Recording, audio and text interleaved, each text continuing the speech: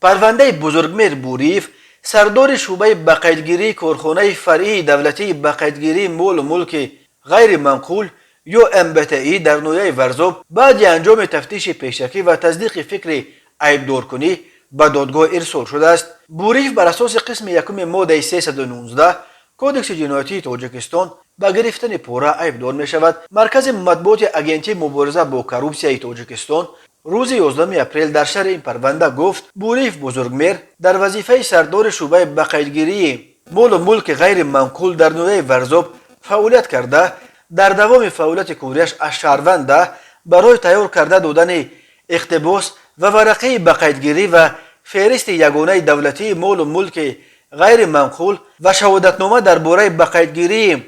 دولتی مول و ملک غیر منقول به منزل استقامتی پدرش اینچنین مساعدت نمودن برای عوض نمودن شناسنامه تکنیکی منزل استقامتی مبلغ 4200 سومانی را طلب نموده از مبلغ طلب نمودهش 2700 سومانیش را گرفته باز آورده دادن باقی مانده 1500 سومانی دیگر را طلب نمود. در نتیجه گذرانیدن چاره‌بینی های اپراتیوی تفتیشاتی بوریف بعد از شهروند گرفتن مبلغ 1500 سومانی در جای حادثه دستگیر کرده شد.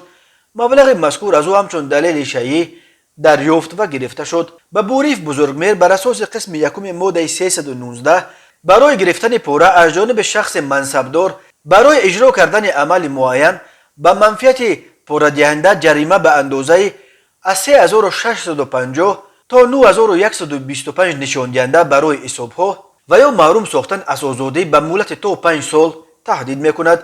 کارخانه دولتی بقیدگیری مول و ملک غیر منقول یا MBTI که به حجتگذاری منزل و دیگر مول و ملک غیر منقول مردم مشغول می باشد یکی از نهادهای اصم فساد زده در تاجیکستان به شمار می رود.